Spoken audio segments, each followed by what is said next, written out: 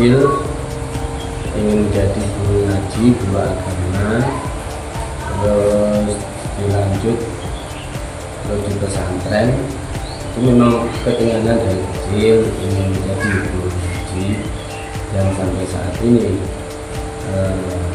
memang jadi guru ngaji, termasuk di sekolah juga. Selain guru ngaji juga termasuk kaitannya dengan guru agama, itu kan bukan guru ngaji. Jadi memang kalau ingin jadi guru ngaji harus belajar tentang ilmu-ilmu yang terkait dengan ilmu agama, terutama membaca Al-Qur'annya harus baik sesuai dengan aturan kita.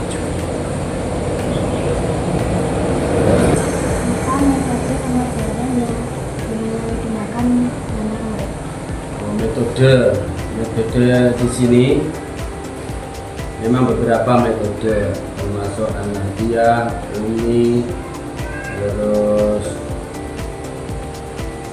Iqra. Tapi saya memakai metode memang sesuai dengan cabang dari Hidayah Mesik.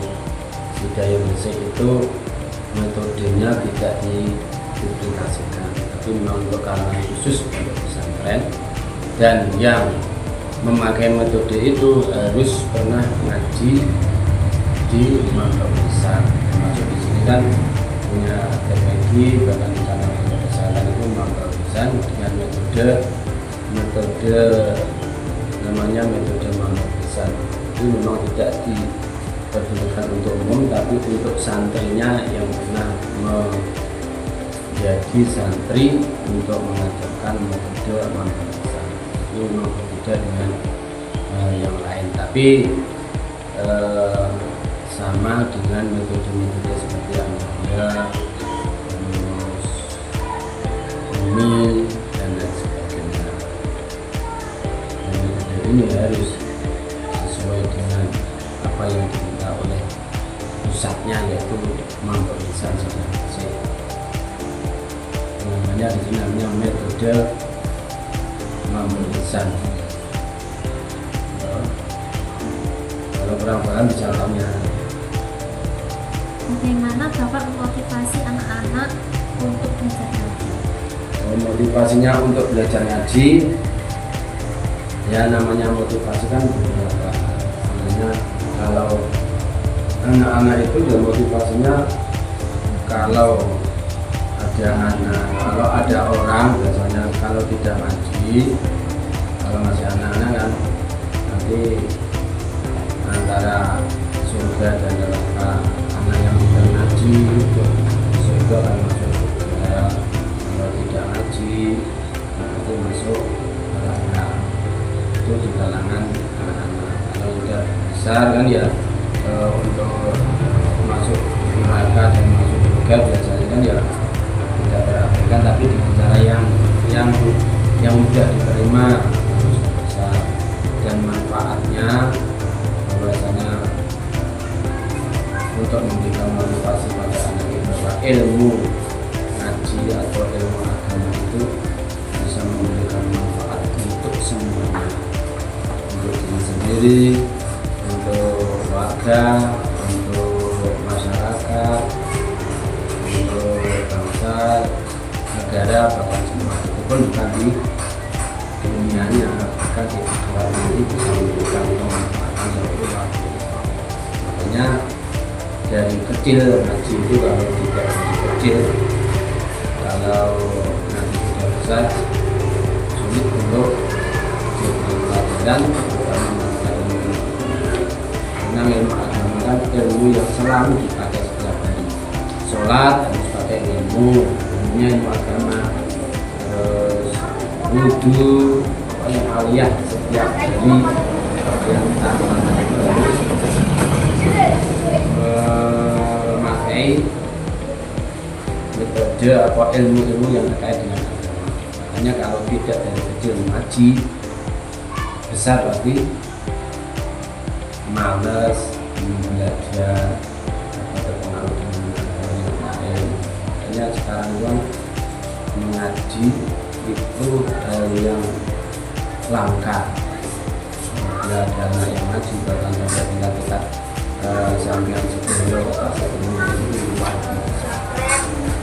biasa. Karena ilmu ngaji itu tidak bisa dibaca, harus ilmunya dimengerti, nanti diamalkan dengan setiap hari yang kita lakukan, sholat, saja caranya sholat, itu ada caranya membaca Al-Quran, bisa kemudian ada caranya membaca Al-Quran, harus dengan ilmu agama di dalam itu selalu diberikan pada santri atau anak-anak biar ngaji mulai dari kecil itu semangat.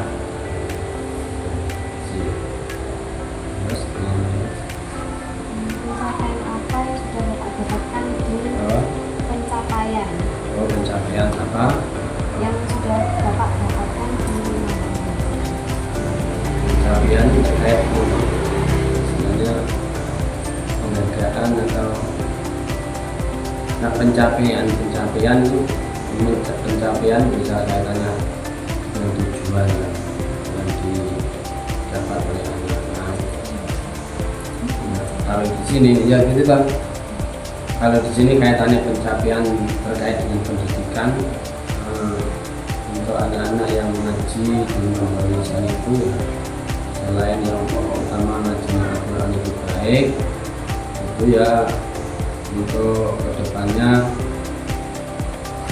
mungkin kalau lanjut di pondok pesantren kita juga perlu bimbingan yang banyak. Makanya kalau dites masuk pesantren pencapaiannya di sini harus Al-Quran harus bisa baik bacaannya, mengenai tajwid, mengenai lagu, cara bahasanya beberapa sabah itu hanya sebagian, itu pencapaiannya Pak anak itu harus selalu memberikan yang terbaik untuk dirinya sendiri dalam membaca Al-Quran, harus sesuai cara bahasa Jawa oga syukur anggar moco, itu pencapaian utamanya. Selain Al-Quran harus bisa tahlil, harus bisa hafal Yasin, harus bisa hafalan surat-surat pendek, bahkan juz amma. Itu masuk pencapaian. Terkait dengan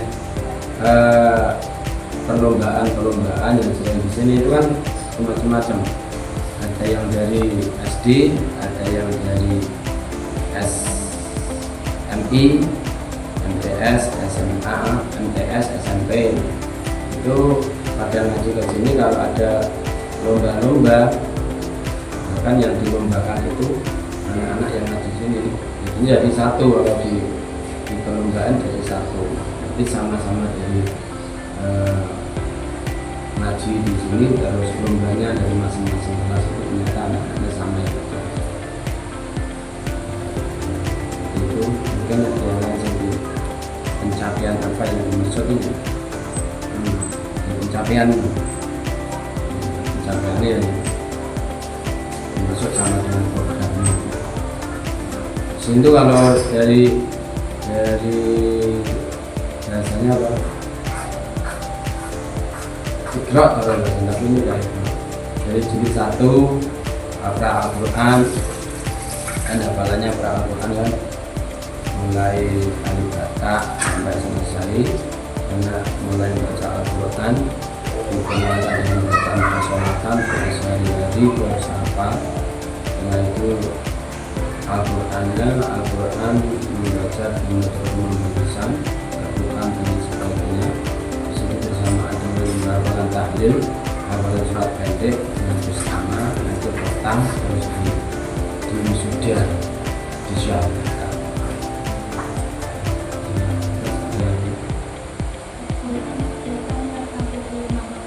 Kegiatan yang pertama yang terkait dengan santri itu kegiatan sholawat, ada rebananya, terus kegiatan berjanji biasanya setiap kalau putra setiap malam Minggu, kalau putri setiap malam Jumat.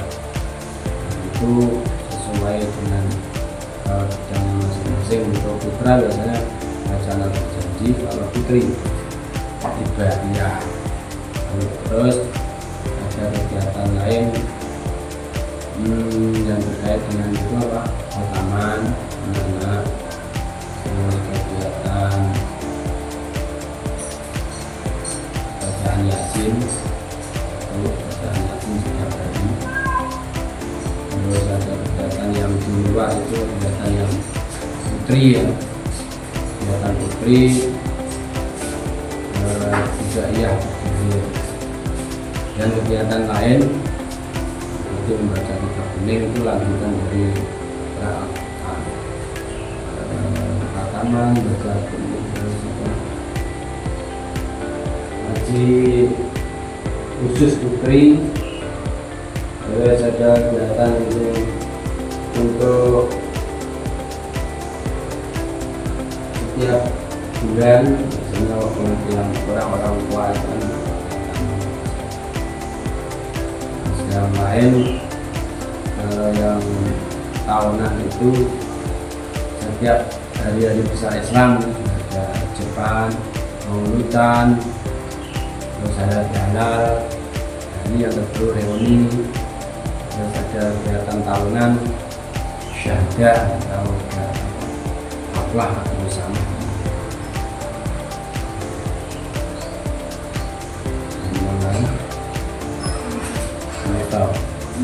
Itu terus